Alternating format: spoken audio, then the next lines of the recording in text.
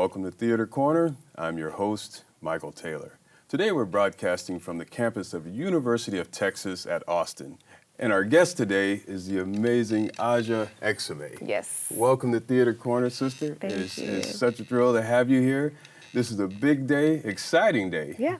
You're in the middle of a shoot of a pilot. Correct. Called Black Gold. Mm-hmm. Tell us a little bit about this this project. Sure. So Black Gold is just the story of a young woman who really wants to leave her neighborhood and become something greater, like an attorney. So she does that, leaves home, goes to become an attorney, but unfortunately her mom passes and leaves her in control of the family business, which is a pawn shop. And Jamaica realizes towards the end of at least the first episode that maybe home is where she needs to be, and that's where she could live her best life. Okay, and this is a piece that you're the writer of. Yes. And the director as well. Yes. And the producer. Correct. That's a lot of hats. Yeah, it is. And you're actually a student here, so this is Yes. This is your thesis. Yes, this is my graduate thesis. Okay, and tell us a little bit about your background. How did you get to this place? Oof. Yeah, I started off my undergrad several years ago. I studied psychology and sociology, so I have my bachelor's in that. Then, oddly enough, I went into banking and I did mortgages for several years. And my mother actually got very ill and had to go on disability, and so I moved back to Charlotte, North Carolina, which is where I'm from, to spend more time with her. And she started to become better and get healthier. And she and I were talking, and we just decided that, you know, life's too short, and I should just kind of go for whatever it is that I was put on this earth to do. And I've always been into entertainment. I sang for many years, I still do. And then we just, like I said, talked it through. And I was like, I really want to do film. I really want to work in television. And she said, go for it. And I applied to UT. They only have 12 spots a year for incoming first years for the graduate program. And I said, if I get in, that means I'm supposed to be here. I'm supposed to make films. I'm supposed to write pilots and do TV shows. And I got in, and so here I am. Very nice. Yeah. So before getting behind the camera, you spent time in front of the camera on stage? I did. When I was younger, I did a lot of stage plays. I've never done film or television, but I did a lot of stage plays. You know, I grew up in the church. I did a lot of little skits and stuff at church.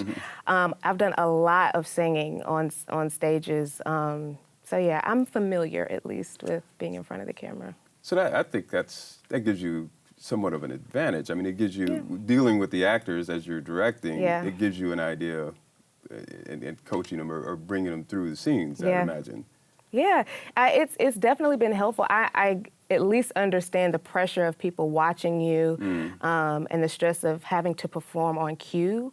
And so I try to give them time to relax, get into the moment, get into the character and the scene, making sure they're okay, making sure they feel safe, like emotionally safe, especially if it's a heavy scene emotionally. But yeah, I completely understand the stress and the anxiety that goes along with that. You ever draw on some of that psychology that you learned in school? I am constantly drawing on that psychology, as they may tell you. I a lot of times just will ask them, like, what's going on at home? How's your life? If they're in a relationship, what's going on with your boyfriend or your girlfriend? We'll go have dinner and we'll just kind of talk it out. One of the characters of Black Gold, he and I were having a conversation like that, and we were sitting at a black table, and he was like, oh, just like red table talk. Now we're sitting at the black table. So every time we need to have a moment, like a conversation, it's like, okay, let's have a black table moment. There you go. So yeah, I definitely use my psychology. At least my parents would be happy to know that I did not waste that degree. Very, very nice. There's something particularly special about this particular project and the fact that the roles that women play in your project overall. Could you speak a little bit about that? Yeah, I sure can. It is my honor to work with some really talented and diverse women. My director of photography is Cherokee, and she's a female. All of my producers are female, and they have varying nationalities and ethnicities. So far we've had male sound mixers, but for the rest of the shoot is one of my good friends who is a female. She'll be running the sound department. We have a female grip, which I very rarely see, and she's also Black, which is really cool. And so yeah, we're pretty slam packed with some females that really have opinions and have voices and aren't shy about expressing them. So that makes me really excited. Why is that important to you to put Black females in these positions on a film project like this? That is important to me because we're so underrepresented. I mean, it's one thing to have us in front of the camera. It's another thing to make sure we're telling the right story. But it's very rare that I think that people pay attention to the people behind the camera. Like, is our set diverse enough? Are we making sure that we have enough voices to provide like a check and balance for what's happening on set? So that's extremely important to me because I feel like on other sets that I've worked on, it's been very male heavy. And I do a lot of producing, so if I'm producing on another project, as a woman, sometimes my voice gets lost no matter how much I'm like standing up and yelling like, no, it can't happen that way. My voice gets lost because we're dismissed because we're female. And so it was very important that this set a new standard for what we're doing in film and television and set a new standard for crew, finding diverse crew and giving everybody a chance. So I'm just curious myself. Sure. So this is a majority Black cast. Yes. Oh, it's all Black cast. Majority. There, in this episode at least, the main cast is Black, but in the specific episode, there are a white couple that comes in at the end. Yeah. So I'm curious, was there any thought put into or attention to ensuring that it's not too much stereotypical nonsense happened in your film? Yeah, it was. Yes, there was a lot of thought put into making sure that we weren't buying into or feeding into those tropes and stereotypes. I am grateful that I have to have a committee here at UT.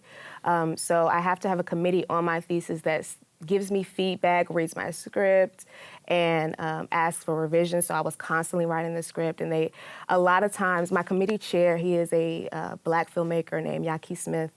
And a couple times he would be like, that's a little bit, I hate to say it, that's a little Tyler Perry-ish. Yeah. You might want to change that line, or that's a little bit stereotypical. You might want to change that line. And so I'm happy to have mentors like Ahsjah Smith and Felicia Henderson, who's an amazing writer and showrunner, who are very honest with me and can help me get out of my head a little bit and make sure that we're not feeding into those stereotypes. So for writers or playwrights, is there any one in particular that you draw inspiration from? I really like Spike Lee. I really like Spike Lee as a writer, as a director. He's definitely not my only inspiration. Right. I mentioned Felicia Henderson. She is the creator of the show Soul Food, and she worked on Fresh Prince. And a lot of the Black shows that I grew up with, she was a part of those shows, whether on in the writer's room where she created the show and was the showrunner for the show. So I really take stock in whatever opinions and suggestions she has, and I just really enjoy that she does the same thing. She doesn't really feed into those tropes, and she knows how to reach Black audiences, but also hit the mark for mainstream. So I really appreciate that and admire her for that. Okay, so this is a thesis project, but you're going to take this further than that.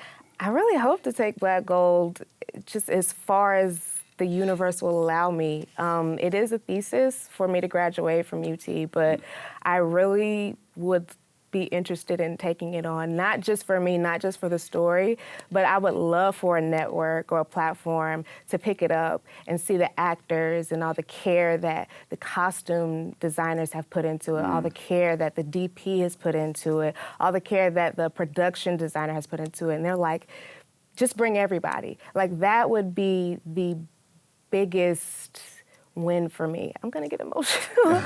No, I understand. Yes, I mean Yeah. this is your baby. I mean, Yeah. I can understand that. Yeah, that would be the biggest win for me, is if not only that the show gets picked up, but that they just love everybody and like just bring them on. Right. Yeah. Right. And so, do you already have something written or ideas for a next piece, or you're writing already, or staying writing? Well, as far as Black Gold is concerned, we do have 3 seasons at least for the trajectory of the show. But beyond that, I am considering creating a pilot for. Are you familiar with Karen King? Mm-hmm. She's on Love and Hip Hop Atlanta. Right. So she wrote this book called Do You Know Me? And I'm really interested in turning her pretty much life story into a show. She might get me for saying this, but their family dynamic reminds me a lot of like Black Mafia or like Sopranos, okay. but Black. And I'm super interested in turning her book into a show. And I know she's interested because I've talked to her about it. So okay. yeah, I think that would probably be the next step, at least writing a pilot for her to see if she likes it, and maybe creating a show Bible just to see if it would go somewhere. Very nice, very nice. So I'm going to keep an eye on you as a director and producer. I know you're going to go and continue to do big things, and I can see this project's going to have legs. It's beautiful. Thank you. I just love it for what it is and what it looks like and all of that stuff. Thank you so much. So thank you so much for coming by and spending time with for Theater Corner. Yes, my pleasure. And the best to you on this project. Thank you. Thank you, viewers, for tuning in to another episode of Theater Corner, and we'll see you next time.